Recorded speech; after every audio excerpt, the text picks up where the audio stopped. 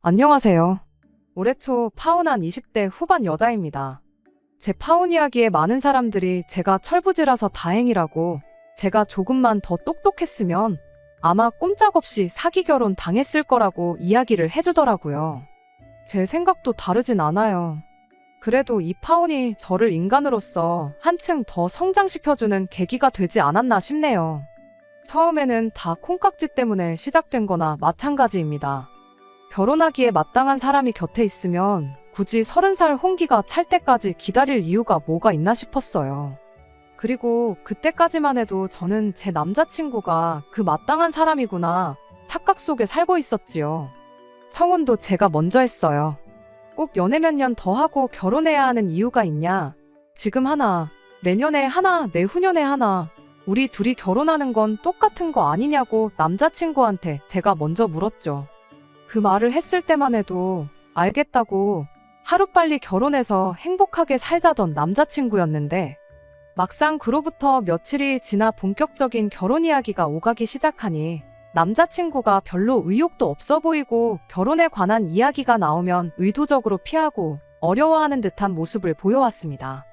만날 때마다 제 앞에서 무슨 이야기를 꺼낼까 말까 하는 모습을 몇 번 보다가 답답해진 제가 먼저 무슨 하고 싶은 말이라도 있는 거냐고 먼저 물어봤죠.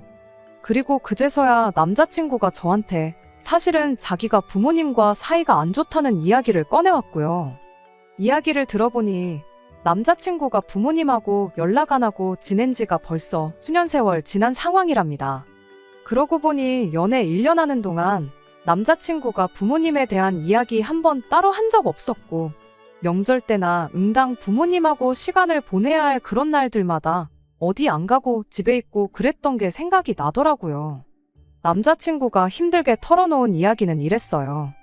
본가가 지방에 있고 자기는 대학교 때부터 집에서 나와 따로 살게 되었다고요. 그런데 그렇게 혼자 집에서 떨어져 나온 이유가 집안 형편이 어려워서 그랬던 이유가 가장 컸답니다. 대학교 들어갈 때쯤 해서 부모님이 하던 사업이 안 좋아지면서 부모님이 대학 가지 말고 일이나 해서 아버지 사업에 돈을 보태라고 했답니다. 당장 남자친구가 그 나이에 아르바이트 해봐야 그 당시 시급으로는 한 달에 100만 원 버는 것도 힘든 상황이었대요. 그런데 100만 원 남짓한 돈 보탠다고 뭐 망해가는 아버지 사업이 살아나기나 하냐고 대들었다네요. 그랬더니 부모님이 하는 말이, 네 말대로 꼴랑 네가 가져다준 100만 원으로 사업이 살아나는 건 아니지만 네가 대학만 포기하면 아낄 수 있는 돈이 얼마나 되는지 알고나 하는 소리냐고 그랬답니다. 말인즉슨 대학교 들어가서 나가는 남자친구 생활비부터 시작해서 학비까지 어떻게 도와줄 형편이 안 되었다는 거예요. 남자친구 부모님 입장에선 그런 사실을 직접적으로 말하기가 너무 마음이 아파서 그냥 직장이나 알아보라고 최대한 돌려서 말했던 거였다는데, 남자친구는 그동안 노력해온 것도 있고 학교까지 붙었는데 빚을 내서라도 도와주지는 못할 망정 꿈을 접고 돈이나 벌라는 부모님에게 크게 실망을 했다는 거죠. 그렇게 혼자서라도 잘 먹고 잘 살겠다 말하고 부모님 뜻을 거역하고 혼자 서울로 도망치듯 올라왔다는 겁니다.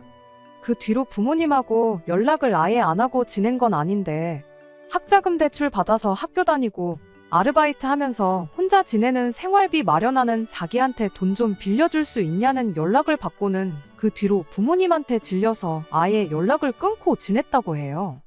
군대 갈 때도 일부러 집에 말도 안 하고 혼자 다녀왔고, 대학교 들어가고부터 지금까지 부모 없이 고아처럼 혼자 지냈다.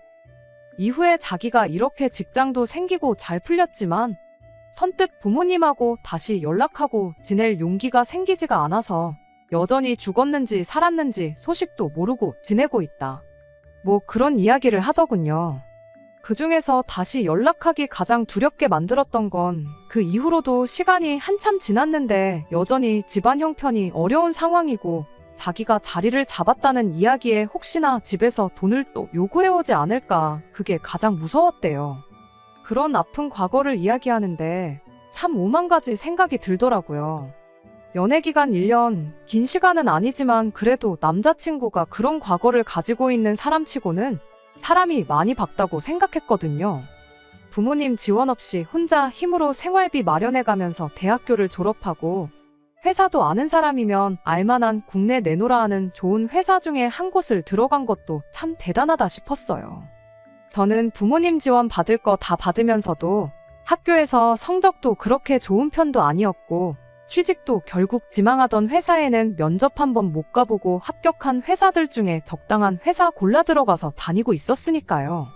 아무튼 그동안 실없는 농담하고 그러던 모습과는 다르게 남자친구가 아픈 과거를 딛고 자수성 가한 진국 중에 진국이었구나 하는 생각이 들기도 했습니다. 저와 비교해서 모자랄 게 없는 그런 사람처럼 보였죠. 사실 당장 남자친구가 부모님하고 연락을 안 하는 사이라고 해도 그게 저희가 결혼을 다시 생각해야 할 만큼의 큰 문제는 아니었다 보니 일단은 이 부분에 대해서는 나중에 짚고 넘어가자고 이야기를 했어요. 그 후로 남자친구를 저희 집에 먼저 인사를 시켰습니다. 그리고 결국 남자친구가 부모님과 관계가 소원하다는 이야기를 저희 부모님께서도 알게 되셨죠. 그 전까지야 저랑 남자친구 둘이서 부모님 없이 결혼을 한 해 만에 혼주석 양쪽 다 비워놓고 피로연 형식으로 결혼식을 올리네 어쩌네 그런 뜬구름 잡는 이야기만 주거니 받거니 하고 있었거든요. 그런데 이젠 저희 부모님도 이 상황을 알게 되셨으니 저희 부모님의 의중도 중요하다는 생각이 들었죠. 아니나 다를까 저희 부모님께서 그래도 결혼이 일륜지 대사인데 부모님이 돌아가신 것도 아닌데 어떻게 결혼 소식을 모르게 하고 결혼을 할 수 있겠냐 하고 이야기를 꺼내오셨어요. 물론 저희들 결정이 제일 중요하긴 하겠지만 그래도 도리상 결혼한다 말씀을 드리는 게 더 중요하지 않겠냐고요. 그 후에 결혼식에 남자친구 부모님이 오시는지 안 오시는지 부를 건지 안 부를 건지 혹은 혼주석을 비워두고 단촐하게 지인들만 초대해서 작게 결혼식을 올릴 건지 그건 그때 가서 정하는 게 맞는 거 아니냐고요. 저희 부모님 말이 사실 틀린 게 하나 없었다 보니 남자친구도 일단 부모님께 결혼 소식을 전하겠다고 대답을 했습니다. 그리고 얼마 뒤에 남자친구가 혼자서 고향집에 다녀오겠다는 이야기를 꺼내왔어요.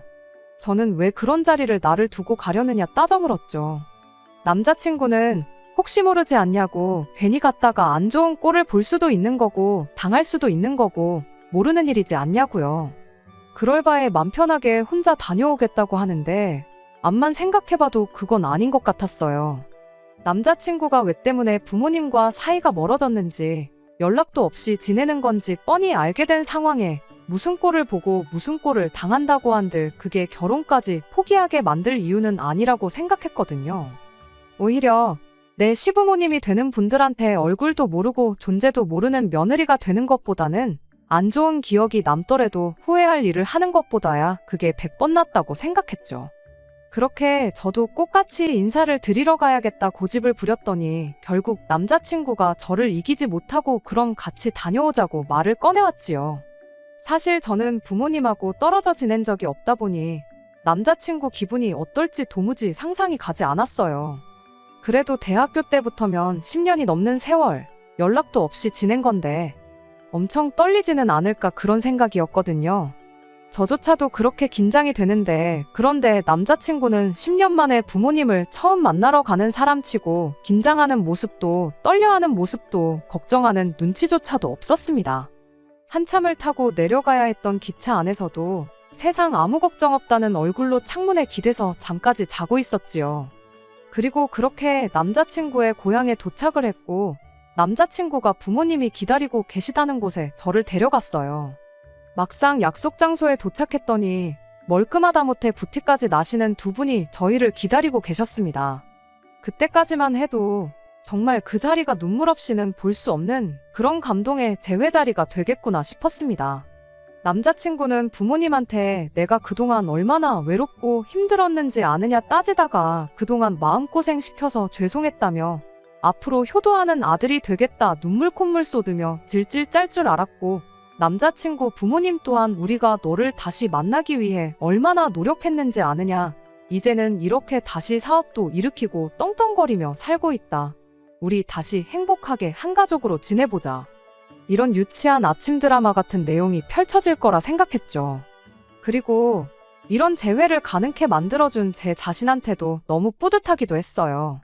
그런데 생각보다 남자친구도 남자친구 부모님도 10년 만에 처음 다시 상봉한 가족치고는 서로들 반응이 시큰둥하더라고요. 밥은 잘 먹고 다니냐? 네, 잘 먹고 다녀요 하는 형식적인 인사 정도만 주고받은 게 다였어요. 10년 동안 연락도 없이 지낸 아들 안부는 밥 잘 먹고 다닌다는 말로 다 설명이 된 건지 그 이상 그 어떤 질문도 하지 않으셨습니다. 오히려 질문은 저한테 쏟아지기 시작했어요.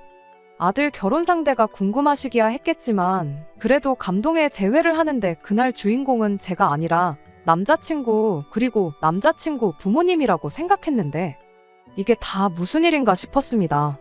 직장인이냐, 다니는 회사는 이름이 뭐냐부터 월급은 얼마나 받느냐 하는 이야기부터 시작해서 저희 부모님은 뭐 하시는지, 은퇴는 하셨는지, 노후 준비는 다 되셨는지 흔히들 말하는 호구조사가 시작되었죠. 오히려 그쯤 되니까 부모님과의 감동적인 재회를 제가 괜히 따라오겠다고 고집부려서 망쳐놓은 건 아닌가 그런 생각이 들었죠. 남자친구 눈치까지 보이기 시작했고요. 그래서 두 분께 너는 언제고 다시 내려오면 되니 저 말고 아드님하고 이야기 나누시는 게 더 좋지 않겠냐고 한마디 꺼냈어요. 아직 결혼 날짜가 잡힌 것도 아니고 이런 이야기는 상견례 때 해도 되는 거 아니겠냐고 했는데도 불구하고 두 분은 계속해서 저한테 하고 싶던 질문들만 하기 시작했습니다. 그렇게 자리가 다 끝나고 나서도 뭔가 이상했죠. 보통 이런 경우에는 부모님이 자식을 기차역까지 배웅해주고 그래도 문내 아쉬워서 떠나가는 기차만 멍하니 바라보고 그럴 줄 알았는데 막상 자리가 끝나니 날 추우니 조심히 들어가라는 한마디 말만 하고 두 분은 기차역은커녕 약속 장소 입구까지도 저희를 배웅해주지 않고 그냥 갈 길을 가셨거든요. 돌아오는 기차 안에서도 남자친구가 기분 나빠하는 내색 하나 하지 않고 또 편한 자세 잡고 잘 준비부터 하더라고요. 그때는 남자친구 부모님이 원망스럽기까지 했죠. 해도 너무하신 거 아니냐고. 뭐 장원급제에서 돌아온 정도까진 아니지만 그래도 그렇게 아들이 혼자임으로 힘든 시기 보내면서 좋은 회사 취직해서 결혼할 여자까지 데리고 금이 환영한 거나 마찬가지인데 아들에 대한 관심이 없어도 너무 없는 거 아닌가 싶었거든요. 그래서 남자친구한테 너는 괜찮냐고 부모님이 별로 기뻐하지 않으시는 것 같다고 한마디 건넸는데 남자친구가 두 분이 내색은 안 해도 엄청 기뻐하시는 거라며 설명을 해주기 시작했습니다. 원래 이쪽 지역 사람들이 무뚝뚝한 기질이 있다는 거 너도 살면서 한 번은 들어보지 않았느냐고. 부모님이 여기 토박이라서 원래도 성격이 무뚝뚝해서 그런 거다. 그리고 언제 보든 그렇게 한결같은 게 좋은 거지. 괜히 10년 만에 봤다고 해서 나를 어려워하고 그랬다면 나도 그게 내 나름대로 부담스럽고 불편했을 거다 하면서요. 제 상식으로는 도무지 이해가 가지 않는 상황이었지만 그래도 원래 그렇다는데 그렇구나 하고 넘기는 것 말고 따로 무슨 방법이 있었겠나요? 그냥 그런가 보다 했죠. 그 뒤로 몇 주 지나서 다시 남자친구 부모님께 인사를 드리러 다녀왔어요. 그때는 집에 초대를 받아서 다녀왔고요. 집은 그동안 남자친구랑 연락 없이 지내면서 한 번 이사를 하셨대요. 집은 40평대 아파트로 두 분이 지내시기엔 조금 넓은 감이 없지 않아 있었습니다. 안에 꾸며놓은 것도 꽤나 고급지게 꾸며져 있었고요. 남자친구도 당연히 부모님 집에는 처음 와봤을 테니 화장실이 어디냐 그런 거 묻고 그랬어요. 그걸 봤을 땐 정말 10년 동안 연락 없이 지냈구나 싶었는데 막상 밥 먹을 때 보니까 또 그런 것 같지만도 않고 그러더라고요. 왜? 엄마가 해준 집밥만큼 세상 맛있는 음식이 또 어디 있겠나요? 암만 사이가 안 좋아져서 연락 없이 지냈다고 한들 10년이면 엄마 손맛이 그리워도 한참을 그리웠을 시기잖아요. 제 남동생만 해도 군대 갔다가 첫 휴가 나왔을 때 엄마가 해준 음식 먹고 싶어서 고생했다고 그렇게 유난을 떨면서 두 그릇, 세 그릇씩 먹고 그랬었었는데 아무리 기질이 무뚝뚝한 지역 사람들이라고 한들 어머님 음식 솜씨가 나쁜 것도 아니고 오히려 제 입맛에도 엄청 맛있다 싶을 정도로 좋았었는데 깨작거리면서 먹는 둥 마는 둥 하는 남자친구를 보니까 또 그런 부분은 참 이해가 안 가기도 하고 여러모로 혼란스러운 하루였습니다. 그런 와중에도 저희 결혼 준비는 나름 착착 진행되고 있었어요. 두 분이 멀리 살고 계시고 사업을 하고 있는 관계로 시간을 따로 내기가 어렵다 하여 상견례 날짜를 조율하는 데 있어서 조금 문제가 있었어요.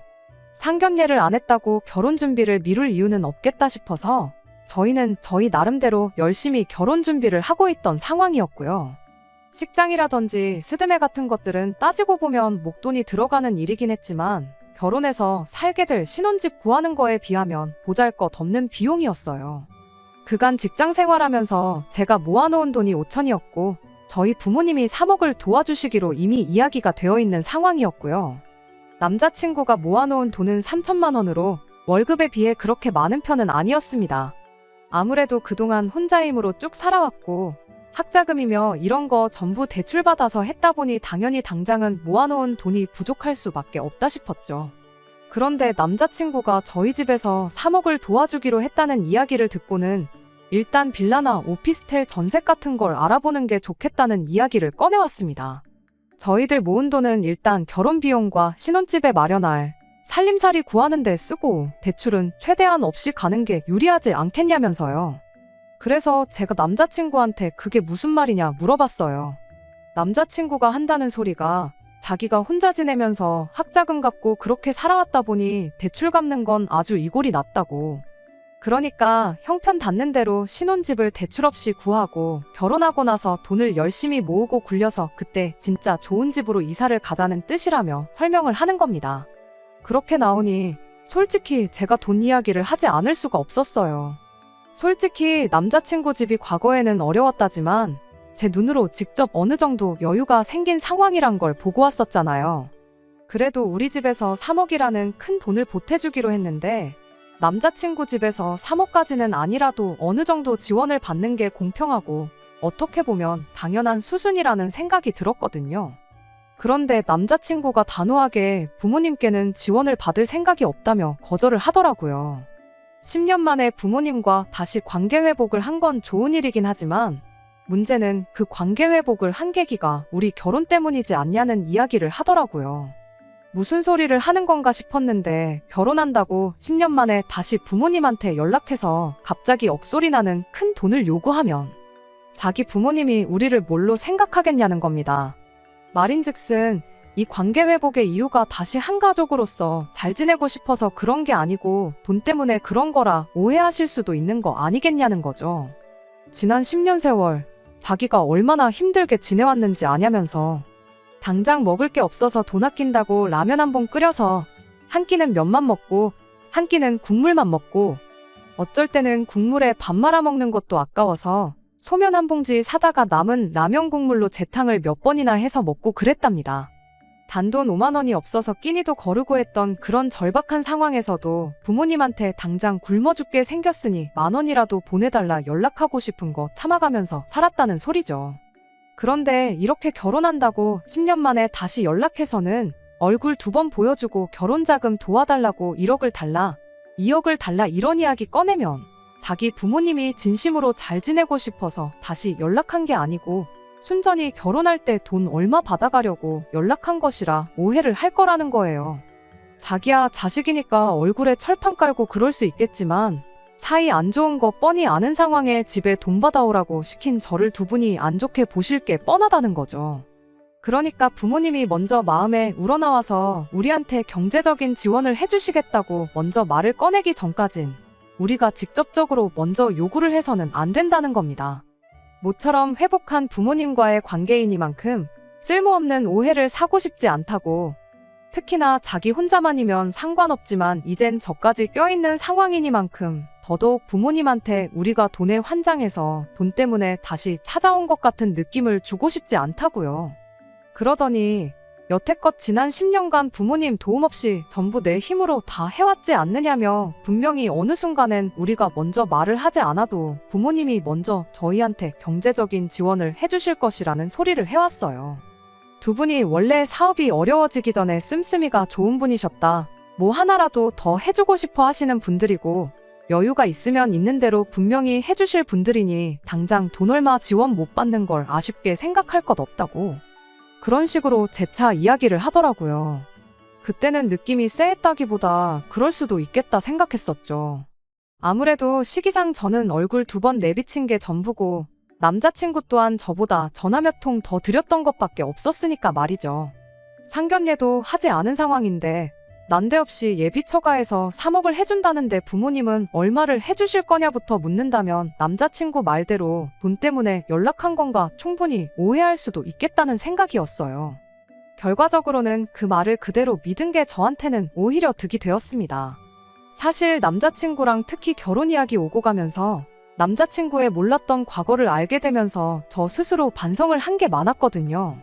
남자친구는 부모님 도움도 없이 저렇게 모든 걸 다 이뤄냈는데 나는 자립심이라고는 눈꼽만치도 없구나. 당장 내가 내 인생에서 부모님을 빼면 나 스스로 뭘 할 수 있을까 하는 자기 반성이요. 말씀드린 대로 저는 부모님의 아낌없는 지원에도 불구하고 학교 성적도 별 볼 일 없었고 취직도 그냥 적당한 곳 한 게 전부였고 심지어 아직도 부모님 집에 살면서 생활비라고 한 푼 드리는 거 없이 편하게만 살고 있었거든요. 결혼도 그렇죠. 내 돈이 아니라 부모님 돈이니까 와닿지가 않는 거지. 3억이 보통 큰 돈은 아니잖아요. 제가 앞으로 3억을 모으려면 얼마나 걸리려나 생각해보면 언제인지 확신도 안 설 만큼 까마득한 액수인데 당장 부모님이 해주신다고 하니까 3억이 돈도 아닌 것 같고 당장 3억으로 서울에 무슨 집을 구하나 싶고 그랬으니 외로움을 버티며 자립심 있게 혼자 모든 걸 다 해결한 남자친구와 비교했을 때 제 자신이 얼마나 한심해 보였겠나요. 그래서 그때 한참 고민하다가 끝내 결심을 했죠. 일단 남자친구 말대로 당장 남자친구 집에 그 어떤 지원을 기대하지 않기로요.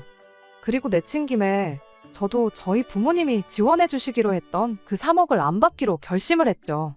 네가 안 받아오니 나도 안 받는다 홧김에 그렇게 생각한 게 아니었어요. 말씀드린 대로 남자친구가 여태껏 혼자 힘으로 이뤄놓은 것에 비해 제 자신이 너무 보잘것없고 한심해 보였기에 저 또한 남자친구가 해온 대로 부모님 도움 없이 스스로의 힘으로 살다 보면 결혼도 하는 만큼 한층 어른스러운 사람이 되지 않겠나 하는 생각이었습니다. 그리고 그날 이후 남자친구를 만나 이런 제 생각을 전해줬어요. 남자친구 말대로 우리가 결혼하는 거지 부모님들이 결혼하는 것도 아닌데 우리 힘으로 한번 어디까지 할 수 있나 해보자고요. 그랬더니 남자친구가 벙찐 얼굴로 그래도 해주시기로 한 건데 그걸 포기하긴 좀 그렇진 않느냐고 대답하길래 그렇지 않다고. 애초에 맡겨놓은 돈도 아닌데 당연한 듯 받아가는 것부터 잘못된 거라고. 형편 닿는 대로 빌라 같은 거 구해 살자고 하지 않았냐. 다행히 우리가 모아놓은 돈이 한 푼도 없는 게 아니지 않냐. 오빠는 대출 때문에 고생했던 거 생각하면 치가 떨린다고 했는데 나는 그 기분이 어떤 기분인지 모른다고. 요즘 대출 없이 사는 사람 어디 있겠냐. 당장 모자란 비용은 내가 내 이름으로 대출받고 내 돈으로 갚을 테니 걱정 말라고 했어요. 인생의 경험이 중요한 법이지 않냐고. 나도 이참에 자립심 키워서 부모님 도움 없이 어디까지 해나갈 수 있나 한번 해보고 싶다고요. 남자친구는 끝까지 저를 뜯어말렸어요. 아예 부모님한테 지원을 안 받을 생각은 아니라고. 타이밍상 지금 물어보기 조금 그래서 그런 거지. 결혼 생활하면서 차곡차곡 부모님하고 관계를 회복하면 그때 가서 얼마든 지원을 받아올 거라면서 저를 설득하기 시작했고요. 저는 그런 남자친구의 제안에 그건 그때 가서 생각하자고 했습니다. 그때가 왔을 때 애초에 우리가 성공해 있으면 그 돈은 아예 안 받아도 되는 돈 아니겠냐고요. 역으로 그때가 왔을 때 우리가 경제적으로 허덕이고 힘든 상황이라면 그럼 그때 가선 염치불구하고 부모님들 지원을 받으면 되는 거 아니겠냐 했죠. 제가 모처럼 결심한 거 내 의지를 꺾을 생각 없다고 강하게 나갔더니 남자친구도 어쩔 수 없다는 듯 그럼 우리 힘으로 한번 열심히 살아보자고 그래도 집에 가서 한번 다시 생각은 해보라고 저한테 한마디 하고는 이야기를 끝냈습니다. 그리고 남자친구와 헤어지고 나서 집에 가서도 부모님께 결혼할 때 해주시기로 한 그 돈은 안 받겠다고 말씀드렸어요. 저희 부모님께서는 그 돈은 애초에 처음부터 저 해주려고 오래전부터 굴리던 돈이고 두 분 노후나 그런 거에 아무 상관없으니 부담 갖지 말고 받아가라 하셨어요. 아니면 그냥 안 받은 셈 치고 그 돈을 가지고만 있으라고도 하셨죠. 주머니에 돈이 있고 없고 차이가 엄청 크다면서 어떻게든 그 돈을 저한테 주시려고 했는데 그럼 차라리 나중을 위해 계속 그 돈을 굴려달라고 부탁드렸어요. 나중에 더 큰 돈이 돼서 돌아올 수도 있는 거고 내가 굴리는 것보다야 부모님이 굴려주시는 게 더 안전하지 않겠냐고. 그러니 그 돈은 제가 벌써 받은 거라 치고 다시 부모님한테 맡겨놓은 셈 치겠다고 했죠. 처음에는 부모님이 돈을 지원해 주신다 하니 저랑 남자친구가 모아놓은 돈으로 호텔 결혼식이며 유럽으로 신혼여행이며 그런 허세 가득한 계획을 생각하고 있었어요. 막상 그런 거 포기하게 되면 아쉬울 수도 있겠다 싶었는데 부모님한테 말씀드리고 실제로 그 돈을 포기하게 되니 아쉽기는커녕 속이 다 후련하더라고요. 진짜 부모님의 아무런 지원 없이 혼자 힘으로 헤쳐나가게 되었구나 걱정 반, 설렘 반으로 남자친구한테 전화를 했죠. 최종적으로 부모님한테 지원 안 받기로 이야기하고 왔다고요. 그런데 그때처럼 우리 힘으로 한번 잘 헤쳐나가 보자고 한마디 해줄 줄 알았던 남자친구가 굉장히 언짢은 말투로 네가 기어이 일을 그르친다면서 저보고 살면서 세상 힘든 일을 겪어본 적이 없으니 뭐가 똥이고 된장인지 구분도 못한다는 심한 말을 하더군요. 잘 생각했다, 대견하다, 뭐 그런 칭찬 듣고 싶어서 그런 건 아니지만 다짜고짜 똥된장 따지면서 정신 못 차렸다는 식으로 이야기하니 기분이 좋을 리가 없었죠.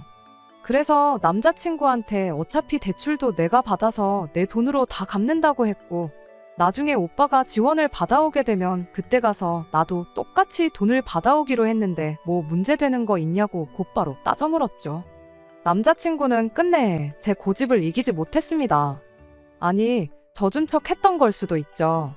말은 제가 하자는 대로 하자고 따라줬지만 실제로는 결혼 준비하면서 제가 직접 계산기 두드려보고 하다 보면 부모님 지원 없이 결혼한다고 생각한 건 말도 안 되는 거다 하고 직접 느낄 줄 알았나 봐요. 우리 돈으로 자가를 구해서 살려면 대출을 얼마를 받아야 하고 얼마를 이자로 내야 하고 원금은 이만큼씩 나갈 거고 관리비랑 생활비는 대충 매달 얼마씩, 평생 그 집에서 살 것도 아니니까 저축으로 얼마씩, 그런 걸 미리 계산을 해와가지고 제 앞에 들이밀더라고요. 결과적으로는 제 월급으로 집 대출 관련된 거 내고 생활비까지 내고 나면 제 수중에 10만 원 정도 떨어지게 예산을 짜왔더라고요. 그러면서 너 좋아하는 옷도 못 사고 앞으로 못해도 20년은 계속 이렇게 돈이 스치듯 빠져나갈 텐데 괜찮냐고 하면서요. 그런데 여기에 저희 부모님이 해준다던 3억이 생기면 어떻게 되는 줄 아느냐 하면서 그때는 제 수중에 매달 200만 원씩은 더 여유가 생기는 거라고 하면서 어떻게든 부모님 돈을 받아오는 게 유리하다는 식으로 저를 현혹하기 시작했죠. 그래서 남자친구한테 꼭 아파트를 사서 시작해야 하는 거냐고, 오빠가 먼저 형편 맞는 대로 빌라 같은 거 들어가 살자고 하지 않았냐, 그러니까 우리 예산에 맞는 적당한 빌라를 구하던지 아니면 10평도 안 되는 작은 원룸을 구하던지 하면 되는 거 아니냐고 바로 되물었죠. 그리고 맞벌이를 할 건데 왜 생활비며 적금이며 관리비며 전부 다 내 돈으로만 계산한 거냐고, 오빠야말로 계산이 틀린 것 같으니 다시 계산해보라고 한마디 덧붙였습니다. 그런데 난데없이 남자친구가 내 돈은 계산을 안 하는 게 당연하다며 자기는 앞으로 월급 받아서 매달 200만 원씩 자기 부모님한테 붙일 생각이라는 말도 안 되는 소리를 꺼내오는 겁니다. 그게 무슨 소리냐고 했더니 10년 동안 자기가 부모님한테 불효했던 것도 있고 자기도 여러모로 계산해본 결과 200만 원이 딱 적당하다고 생각해서 드리는 거니 그 결정을 존중해줬으면 좋겠다고 다짜고짜 말을 잘라버리는 거예요. 어이가 없어서 대체 무슨 계산 방식으로 계산을 했길래 매달 200만 원씩 드린다는 말이 나오는 거냐고 그거나 알려달라고 했어요. 납득할 만한 계산이면 나도 더 말은 않겠다고 했는데 제가 철이 없는 거지 계산을 할 줄 모르는 건 아니었거든요. 그런데 남자친구는 사람을 우습게 봐도 너무 우습게 받는가 봅니다. 제가 부모님한테 받기로 했던 3억을 돌려드리지 않았냐고요. 말인즉슨 저희 부모님은 그 결정으로 인해 없던 3억이 생긴 거니 우리가 3억을 드린 거나 마찬가지가 되는 거랍니다. 제가 남자친구한테 부모님 지원 없이 10년 세월 지내온 거 본받겠다고 부모님 지원 없이 내 힘으로 살겠다고 했던 말처럼 남자친구는 제가 같은 시간 동안 부모님 곁에서 자식 노릇하면서 살아왔던 걸 똑같이 해야겠다는 거예요. 부모님한테 200씩 드리다가 그게 3억이 되면 그때 그만 드릴 테니 그렇게 알라고요. 제가 부모님한테 자식 노릇이라고 해봐야 부모님 재산 파먹으면서 지낸 거 말고 뭐가 있었겠냐 했더니 그냥 같이 있어주는 것만으로도 효도가 아니겠냐는 겁니다. 이미 지나간 세월, 그걸 어떻게 돌려놓을 수는 없고 대신 자기는 앞으로 10년간 효도를 하겠다는 거죠. 그리고 사는 거리가 떨어진 만큼 직접적인 효도는 할 수가 없으니 대신 그 효도를 돈으로 하겠다는 겁니다. 그건 또 무슨 말도 안 되는 계산 방법이냐고 물었더니 남자친구가 끝까지 물고 늘어지더군요. 간단한 거라고, 그냥 부모님한테 받기로 했던 3억을 다시 받아오면 모든 게 해결되는 거라고, 그럼 나도 부모님한테 200씩 드리기로 한 걸 취소하겠다고 끝까지 저희 부모님 돈에 집착을 하는 거예요. 대출은 내가 받아서 내가 갚겠다 했으니 말도 안 되는 가계부 미리 만들어 와서 떠들어대는 건 그렇다 쳐요. 하지만 제가 저희 집에서 주기로 했던 3억 안 받겠다고 한 걸 우리가 저희 부모님한테 3억을 드린 거랑 마찬가지라고 계산하고, 그것도 모자라 양가 공평하게 하겠다며 부모님한테 3억을 드릴 때까지 매달 200만 원씩 보낸다는 게 말이나 되는 소린가요?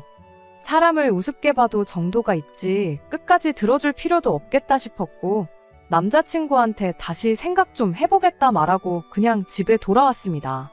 다시 생각해보겠다는 그 말이, 제 말은 이 결혼에 대해서 다시 생각해보겠다는 소리였는데, 남자친구는 그걸 제가 부모님한테 다시 3억을 받아올 건지 말 건지 다시 생각해보겠다는 뜻으로 이해했나 봐요. 그 돈만 있으면 자기도 더 억지를 안 부릴 테니 잘 생각해보라고 그렇게 말 한마디 던지고는 더 우기지 않고 저를 집에 그냥 보내줬으니까요. 그렇게 한 이틀 정도를 혼자 고민했어요. 이 결혼을 해야 하나 말아야 하나. 이미 답은 정해져 있던 거나 마찬가지인데 상견례만 안 했지 결혼 준비 거의 다 해놓고 파혼하겠다 부모님께 말을 꺼내기가 조금 그렇더라고요. 그러던 중 이게 다 남자친구가 그 3억을 어떻게든 소나귀에 넣으려고 개수작을 부리는 거라는 확신을 갖게 해주는 일이 있게 되었습니다. 그래도 결혼한다고 미리 찍어놓은 웨딩 사진을 제 톡 사진으로 해놓고 있었거든요. 그런데 저희 회사 거래처에 있는 직원분이 그 사진을 봤었나 봐요. 회사 일로 거래처분을 만나게 되는 일이 있었는데 그분이 저보고 혹시 결혼할 사람이 누구누구냐며 남자친구 이름을 대는 겁니다. 그분이 말해주길 남자친구와 같은 대학교를 나왔대요. 이것도 인연인데 청첩장 좀 달라고 하더라고요. 그러면서 혼자 주절거리길 엄청난 마마보이라서 결혼 같은 거 못할 줄 알았는데 하면서 남자친구 과거 이야기를 해주더라고요. 그런데 마마보이라는 말을 듣고 정신이 퍼뜩 들었죠. 마마보이라는 게 무슨 소리냐고 자세히 좀 이야기해달라고 물었는데 제 반응을 보고는 그분이 조금 부담스러워하는 눈치였어요. 혹시 자기가 입을 잘못 놀렸다가 결혼에 문제라도 생기면 그게 무슨 민폐냐고 말을 꺼리더라고요. 계속해서 그 사람을 닥달해 충격적인 남자친구의 과거 이야기를 듣게 되었습니다. 학교에서 모르는 사람이 없을 정도로 엄청난 마마보이였다고요. 아들 혼자 서울에서 지내는 게 걱정된다고 아예 어머니가 자취방에 따라와서 같이 살았더래요. 같이 술 먹으러 가자고 해도 엄마가 기다려서 안 된다 하면서 다 같이 모이는 자리에 참석을 거의 안 하다시피 했답니다. 조별과제 때문에 남자친구 집에 다 같이 모였던 적이 있었는데 그때는 어머님이 엄청 극성스럽게 우리 아들하고 친하게 좀 지내달라며 먹을 것도 엄청 해다 주시고 과제가 다 끝나고 나서는 우리 아들 좀 같이 데리고 좀 놀아달라며 용돈도 쥐어주시고 그랬다는 거예요. 방학 때는 어머님이 그때 같이 과제했던 조원들을 집으로 초대해서 식사도 하고 그랬다는데 이야기를 듣고도 제 귀를 믿을 수가 없었죠. 남자친구 말대로라면 집안 사업이 망해서 그때부터 부모님과 연 끊고 혼자서 라면 한 봉지로 새끼밥을 먹으며 힘들게 살았을 시기였어야 하는데 그래서 그 분한테 진짜냐고 너무 중요한 일이니 거짓없이 말해달라고 사정사정을 했는데 그분이 못 믿으면 어쩔 수 없지만 아마 그때 놀러가서 찍은 사진이 자기 집 어딘가에 있을 거라고 오늘 퇴근하면 집에 가서 그 사진부터 찾아서 보내주겠다 그렇게 약속을 했어요. 그날 저녁 진짜로 그 거래처분이 남자친구와 남자친구 부모님 댁에 초대받아 다녀온 사진을 보내줬는데 사진 안에는 남자친구와 예비시 부모님 두 분 다 정확하게 사진 속에 찍혀 있었어요. 그것도 아주 세상 다정한 모습으로 말이죠. 저는 남자친구에게 곧바로 그 사진을 보내 이게 무슨 상황인지 한번 설명 좀 해보라 했습니다. 남자친구는 제 톡을 받자마자 곧바로 저한테 전화를 하더니 말을 벌벌 떨면서 자기가 다 설명하겠다고 제발 파혼만은 하지 말아달라고 빌기 시작했어요. 그렇게 남자친구의 꿍꿍이를 낱낱이 다 알게 되었습니다. 집안 형편이 어려워졌다는 것도 부모님과 연을 끊고 지냈다는 것도 다 거짓말이었어요. 제가 먼저 결혼 이야기를 꺼낸 게 문제였어요. 그만큼 자기가 유리한 고지에 서 있다고 생각한 거고 결혼할 때 보통 남자가 더 많은 비용을 낸다고 하니 어떻게 자기 부모님 돈이라도 조금 아껴주게 해드리려고 시작한 거짓말이었다네요. 그런데 저희 집에서 큰 돈을 보태준다 하니 그 돈이면 더더욱 앞으로 부모님 손은 벌릴 일이 없겠다 싶었고 그 돈을 제가 부모님한테 돌려드림으로써 그럼 대신 자기 월급을 부모님한테 보내주는 식으로 자기한테 유리한 결혼을 하려고 했던 겁니다. 그 자립심 강하고 그저 어른스럽기만 했던 남자친구가 사실은 자기 부모님 돈 아껴주겠다고 저와 사기 결혼을 시도한 천하에 둘도 없는 인간 쓰레기였던 겁니다. 제발 파혼만큼은 하지 말아달라고 하는데 파혼이 문제겠냐고 사기죄로 고소해서 아주 콩밥을 먹여주겠다고 강하게 나왔어요. 남자친구는 더 이상 방법이 없다고 생각했는지 아주 뻔뻔하게 나오더라고요. 내가 너한테 거짓말을 했을지언정 너한테 그걸로 돈을 뜯어낸 게 있냐? 콩 한 쪽이라도 얻어먹은 적이 있냐면서 적반하장으로 자기를 사기로 고소하면 저를 무고죄로 맞고소를 하겠다는 소리를 하는 겁니다. 그때는 저도 흠칫하기는 했는데 약한 모습 보여주면 안 되겠다 싶어서 저도 어디 한번 해보자는 식으로 강하게 나갔어요. 정말 다행스럽게도 상황이 저한테 유리했습니다. 사기가 꼭 금전적인 피해를 입혀야만 사기가 아니더라고요. 사기미수라는 게 있는데 사기를 치려던 정황 증거만 있어도 고소가 가능한 상황이었던 거예요. 물론 남자친구 말대로 정황 증거만 있었지 녹취라던가 상황을 완벽하게 입증할 만한 증거가 없었던 게 문제였던 거지요. 다행히 남자친구가 사기미수로 처벌을 받을 수도 있다는 소리만 듣고 잔뜩 겁을 먹어서 지방에 계신 부모님까지 모셔와 제 앞에 싹싹 빌었고 저도 대충 쿨하게 그동안 만나온 정 때문에 봐준다고 한마디 던져주고 그렇게 저희 결혼은 없던 일이 되었습니다. 작정하고 속이려 드는 사람을 간파할 방법은 없겠지만 제가 너무 서둘렀고 사람 보는 눈도 없었어요. 다른 사람들 말 맞다나 오히려 제가 철이 없던 게 천만 다행이었던 것 같습니다. 조금이라도 이 속 챙기고 했으면 부모님 돈을 돌려드리겠다는 게 아니고 일단 그 돈으로 결혼부터 하고 몇 년 지나 남자친구 집에서 지원을 받아올 생각을 했을 수도 있으니까요. 이번 일을 겪으면서 저도 정신적으로 조금 성숙해진 것 같습니다. 다른 건 몰라도 이제 부모님께 걱정 덜 끼치고 제 앞가림 제가 스스로 해나가는 그런 사람이 되도록 노력하려고요. 끝까지 들어주셔서 감사합니다. 오늘의 사연은 여기까지입니다. 구독과 좋아요, 알람 설정 부탁드리고 더 좋은 사연으로 다시 찾아뵙겠습니다. 감사합니다.